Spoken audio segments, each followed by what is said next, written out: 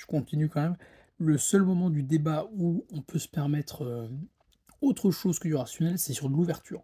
C'est sur la fin où on se pose la question de: «Est-ce que, on pourrait hypothétiser son on pourrait émettre l'hypothèse que?»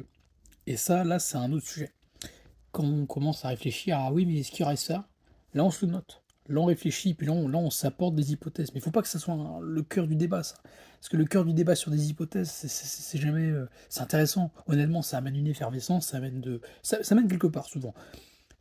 Mais faut ou alors faut pas que ça attaque l'émotionnel dans le sens négatif, quoi.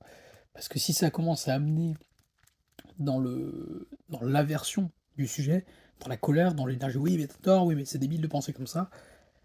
Là, ça veut dire qu'on réveille chez la personne qui s'énerve quelque chose qui est le rejet, qui est l'incompréhension, qui est, de l'ordre des problèmes émotionnels intérieurs. Dès qu'on attaque ça, la personne est beaucoup moins réceptive et le débat devient débile et souvent, la majorité des débats qu'on voit aujourd'hui, bah, ils commencent et finissent avec ce même état de frustration de on débat dans le vide.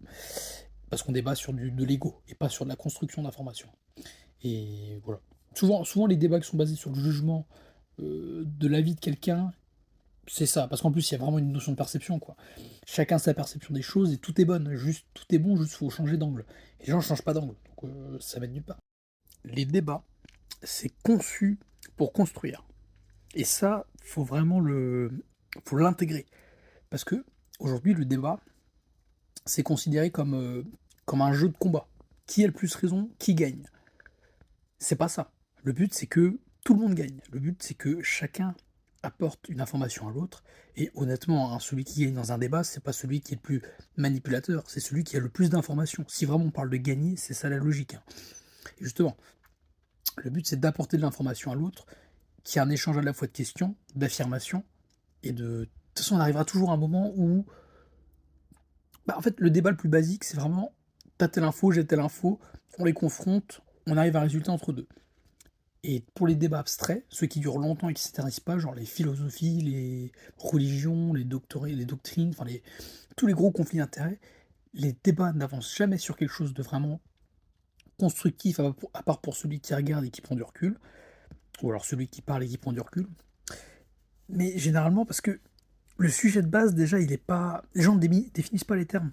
Il faut définir les termes quand tu fais un débat. De quoi tu parles? Qu'est-ce que tu veux dire? Pourquoi? Dans quel but?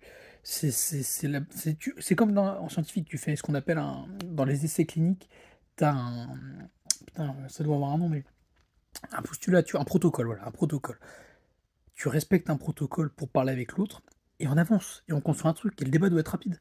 S'il est long, c'est qu'il y a un truc qui merde, quoi. C'est censé être rapide, c'est un échange, tac, tac, tac, t'as ça, j'ai ça, t'as ça, on arrive à là, on fait ça, point.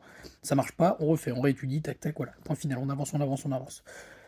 Ça sert à rien d'essayer de gagner, de dire oui, mais il y a ça, et puis réfléchis bien, on fait ça. Dans ma vie, dans ma tête, j'ai que ça, moi. C'est un enfer. Faut vraiment opérationnel.